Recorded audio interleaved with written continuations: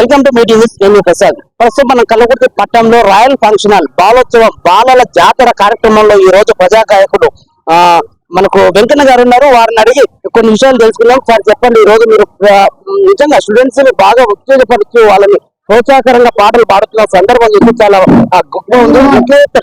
పిల్లలు కల్లకుర్తి ప్రజానికానికి అందరికీ కూడా కళాభివందనాలండి.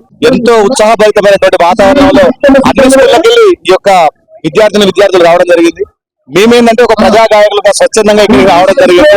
ఇక్కడ పరిశ్రమలు అన్న గారు వీళ్ళందరూ కూడా 1990 నుండి కూడా లేటెస్ట్ అంటే చదువుల ఉద్యమంలో మేము పనిచేసుకుంటూ ఎంతో మంది రాష్ట్రంలో ఉన్నటువంటి అనేక జిల్లాలలో అనేక స్కూళ్లలో ఈ యొక్క బాల కార్మిక వ్యవస్థ పోవాలని, పిల్లలు బాగా చదువుకోవాలని, విజ్ఞానవంతులు కావాలని, వాళ్ళ యొక్క చదువుకు మన పాట తోడైతే వాళ్ళ యొక్క మరింత శక్తివంతంగా పనిచేస్తారని ఒక బాలోత్సవాలకు పిలిస్తే రావడం జరిగింది. చాలా కార్యక్రమాల్లో మీరు పాటలు పాడే వాళ్ళని ఎంకరేజ్ చేస్తారు. కానీ ఇక్కడ ఒక భిన్నంగా అంటే బాలలనే మనం ఎంతైతే ఉద్యోగపరంగానే తీసుకున్నాం, మీరు ఒక పాట మా కోసం మా ప్రేక్షకుల కోసం ఒక పాట పాడి బాలల కోసం చదువంటే మూడో కన్నులో ఓ విద్యార్థి చూపును అది సమస్త విశ్వం విద్యార్థి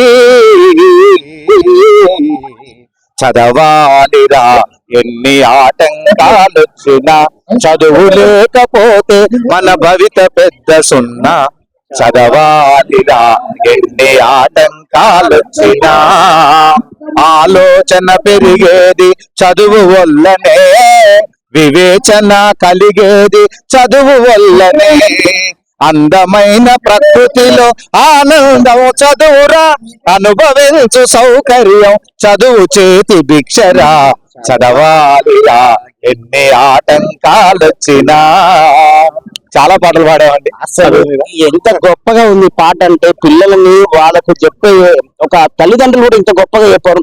సార్ భవిష్యత్తులో ఇలాంటి కార్యక్రమాలు చేయాలంటే మీరు మీ దగ్గర ఆలోచన విధానం ఎలా? చాలా పాడతామండి. ఎందుకంటే ఏమైనా అనుకుంటున్నా చింతలాగిరన్న గారు బాల కార్మిక వ్యవస్థ మీద నా చిట్టి చేతులు చక్కని రాతలు నేర్వలేరయ్యో నా సంకల మేడితో సాదిరు వాళ్ళు దున్ని నానయ్యో అని 20 ఏళ్ళ 30 ఏళ్ల కింద పాడిన పాటకు చాలా మంది తల్లిదండ్రులు ఆ పిల్లల్ని బాల కార్మిక వ్యవస్థ అంటే జీతాలు ఉంచడం బంద్ చేసి అనేక పరిశ్రమలలో బాల కార్మికులు మొత్తం కూడా పత్తిశీలలో పనిచేయ వాళ్ళందరూ కూడా మొత్తం కూడా స్కూళ్ళలో పంపింది ఈ పాట.